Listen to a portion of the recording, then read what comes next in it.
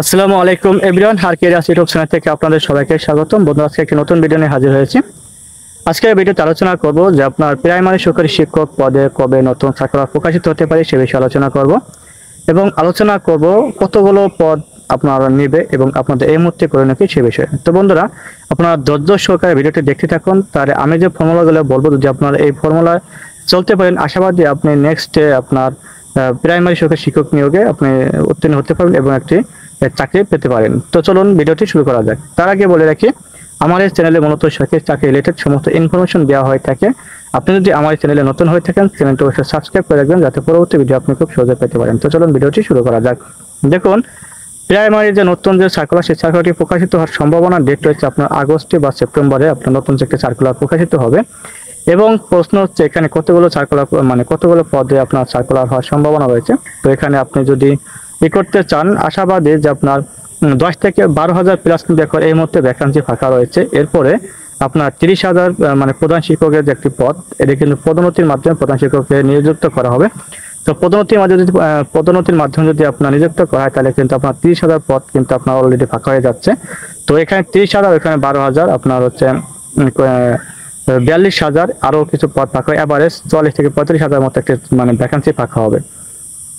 তো যদি কপাল ভালো হয়, এটা কিন্তু অথরিটি জানে যে তারা কত পদে একটি সার্কুলার প্রকাশিত করবে। তো যদি কপাল ভালো হয়, তাহলে আপনার 40 থেকে 35,000-এর ভিতরে একটা সার্কুলার প্রকাশিত হওয়ার সম্ভাবনা রয়েছে। দেখুন, আপনি এতগুলো মানুষের ভিতর আপনি নিজেকে তৈরি করবেন কিভাবে সে বিষয়ে আলোচনা করি। দেখুন, আপনার এখন আগে কিন্তু আপনার প্রাইমারির যে মানে পরীক্ষার যে প্যাটার্ন ছিল, প্যাটার্নটা কিন্তু অনেকটা ইজি ছিল, কিন্তু বর্তমান কিন্তু এখানে অনেক মেধাবীরা এখানে আসার জন্য আগ্রহ প্রকাশ করছে, যার কারণে এখানে প্রশ্ন কিন্তু অনেকটা হার্ড হচ্ছে, বা আগের মতো কিন্তু হবে না, এখন অতিরিক্ত হার্ড হবে। তো সেক্ষেত্রে আপনার করণীয় কি? সেক্ষেত্রে আপনার করণীয় হচ্ছে আপনি বিগত বছরের প্রাইমারি পরীক্ষা মানে যে প্রশ্নগুলো আছে সেগুলো অ্যানালাইসিস করে আপনি টপিক ওয়াইজ ধরে ধরে পড়বেন এবং আপনার নতুন সার্কুলার প্রকাশিত হওয়ার আগে আপনি পুরো সিলেবাসটা বেশ কয়েকবার করে শেষ করবেন। এরপরে হচ্ছে আপনার সার্কুলার প্রকাশিত হওয়ার পরে আপনি মডেল টেস্ট বাজারে যে মানে বাজার থেকে আপনার যে ভালো মানের যে মডেল টেস্ট মনে হয় সেই ধরনের বই কিনে আপনি প্রচুর পরিমাণে দিন 2টা 3টা বা 5টা করে মডেল টেস্ট পরীক্ষা দেবেন। আপনি আপনার নিজেকে যাচাই করবেন। যদি আপনি এবার কন্টিনিউ করতে পারেন 3 মাস থেকে 6 মাস পর্যন্ত, যে আপনি প্রত্যেকদিন 2টা 3টা বা 5টা করে মডেল টেস্ট পরীক্ষা দেবেন এবং আপনি সেখানে দেখবেন যে আপনার আসলে স্কোর কত আসতেছে এবং আপনি কোন কোন বিষয়ে উইক রয়েছেন সে বিষয়ে আপনারা ওভারকাম করার চেষ্টা করেন।